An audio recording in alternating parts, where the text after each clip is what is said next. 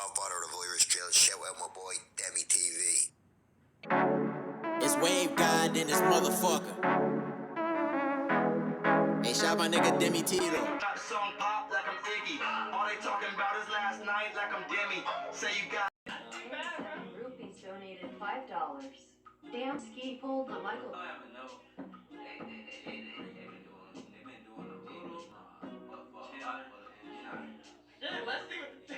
Let's see what the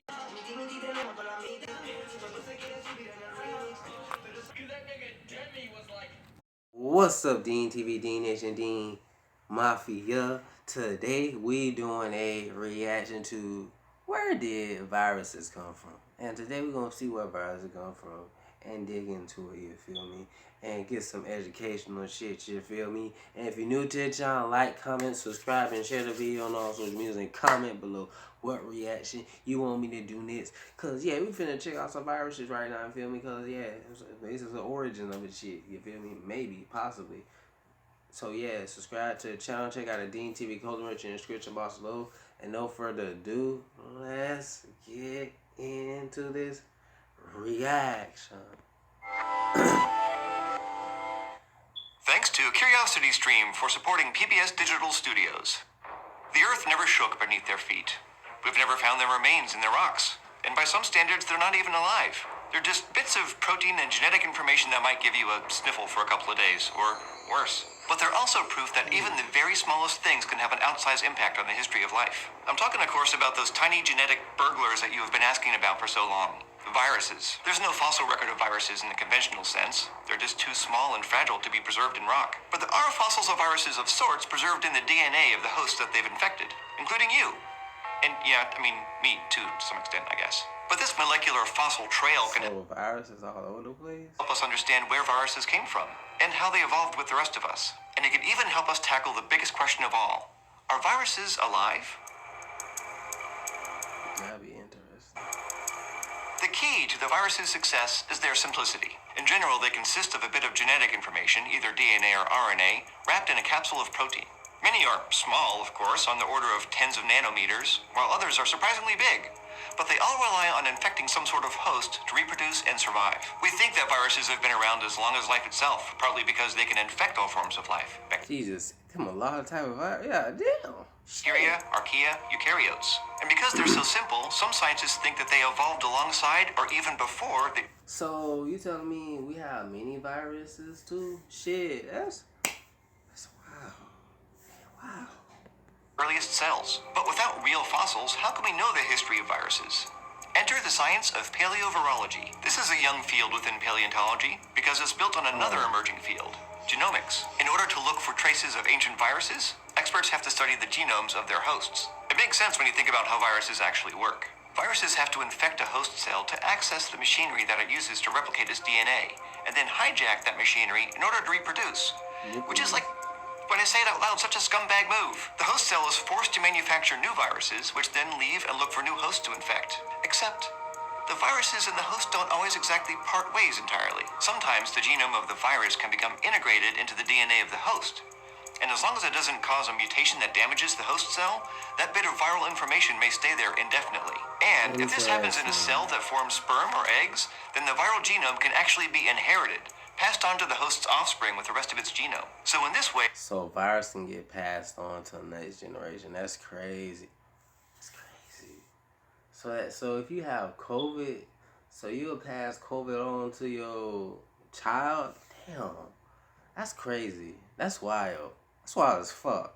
the viral genome becomes a sort of molecular fossil. And those ancient bits of viral information can also shed light on how old viruses are. That's because ordinarily viruses change really quickly. That's why you have to get a new flu shot every year. A virus mutates so fast that after a few hundred years, not much of the original genome may be left. However, if that DNA is integrated into its host, then it can only mutate as fast as the host does. And since hosts reproduce more slowly than viruses do, their mutation rate is slower too. All this means that the viral gene will be preserved, though not perfectly, for way, way longer than a virus that's just floating around out there on its own. Now, scientists can use this to help figure out the age of virus fossils. And they do it the same way they study the evolution of other genes, by lining up comparable sequences from different organisms and comparing them. If a sequence of viral DNA is found in two different animals, then they probably both got it from a common ancestor. And that means the virus has to be at least as old as that ancestor. So, for example, circoviruses are a group of viruses that are known to cause stomach problems in dogs. And scientists once thought all these animals coming from dogs, and I mean animals, like, damn, and pets. It's like, bruh. It's like setting us up for failure, low-key. circoviruses have been around for less than 500 years, but traces of these viruses have been found in the genomes of dogs and also cats and even pandas. So the viruses must date back to before those mammals last shared a common ancestor, which might be as much as 68 million years ago in the late Cretaceous period. So what's the oldest evidence of viruses? Well, one study in 2011 looked at the history of brachyviruses, which specifically infect wasps. And it found evidence to suggest that the group these viruses belong to could be as old as insects themselves, dating back to the Carboniferous period, 310 million years ago. But other researchers brought the history of viruses even closer to home. Research in 2009 dated a gene found in mammals called CGIN1 to the early days of mammal evolution, between 125 and 180 million years ago. CGIN what? That gene is thought to have originally come from a virus because parts of it resemble a type of RNA virus called a retrovirus. And guess what? You're a mammal. So some retrovirus infected a sperm or egg cell in one of our mammal ancestors millions of years ago, and now a gene derived from it is in you. And again, yeah, probably me too. Scientists don't think this gene has much of a function, but they do think it's just one of many examples of how viruses have left their mark on our own DNA. In fact, it's been estimated that 8% of the human genome includes sequences that originally came from viruses. So paleovirology has helped us date the evolution of viruses back hundreds of millions of years. But that doesn't bring us much closer to when we think viruses first originated billions of years ago. Now, there are a few different models for where viruses came from, and they're still... This made the anime more interesting after the video I did about coronavirus. Like, bruh. Debated by scientists, so just be prepared if you pick a side. One model is known as the virus first model, and it holds that since viruses are so much simpler than cellular life, they must have evolved first. This would mean that viruses are older than the oldest single-celled organisms. They'd be relics of a time when all life was made up of simple, self-replicating units, probably made of RNA, which preyed on more complex life forms as they evolved. But there's also what's known as the escape hypothesis. This model suggests that viruses evolved after cells did, from within their own genes. You see, our genomes contain pieces that can actually copy and paste themselves from one part of our DNA to another. So, some experts think that if one of those pieces became able to make itself a nice coat of protein, it could easily escape the cell and become a virus. The third model hinges on the discovery of so-called giant viruses. The first one, discovered in 2003, was named mimivirus, short for mimicking microbe, and these things are huge by virus standards. They're mini virus, but it's a deadly virus. What the fuck? about 750 nanometers across. That's bigger than some bacteria. Now, unfortunately, they only infect amoebas, so you don't have to worry about them, at least yet. Now, mimiviruses have way more genes than normal viruses do, including some genes that can be used to make protein, which viruses are not supposed to be able to do.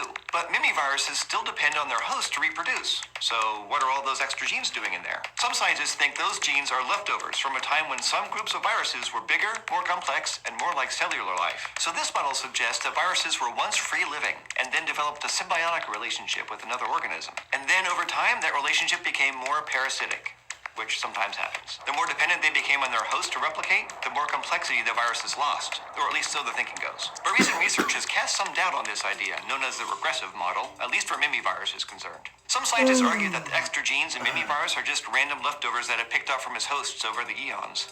Now, these different models all put different spins on the big question, are viruses alive? Now, I said at the beginning that paleovirology can help us tackle this question, and it can.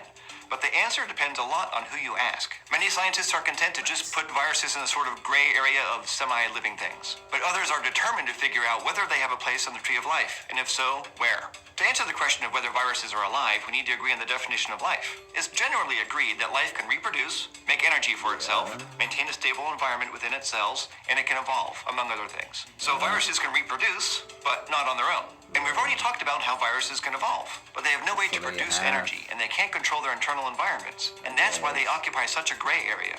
Because the answer to some questions is yes, and others, no. Now, it has been suggested that while viruses don't occupy their own branch of the tree of life, they might be thought of as like vines that wrap around it, which is an elegant image, if also maybe a little creepy one. But either way, viruses are here. They're in our DNA. They make us sick, sometimes very badly. So there's no denying that they have a place in the greater picture of what life on Earth is like, for good or for ill.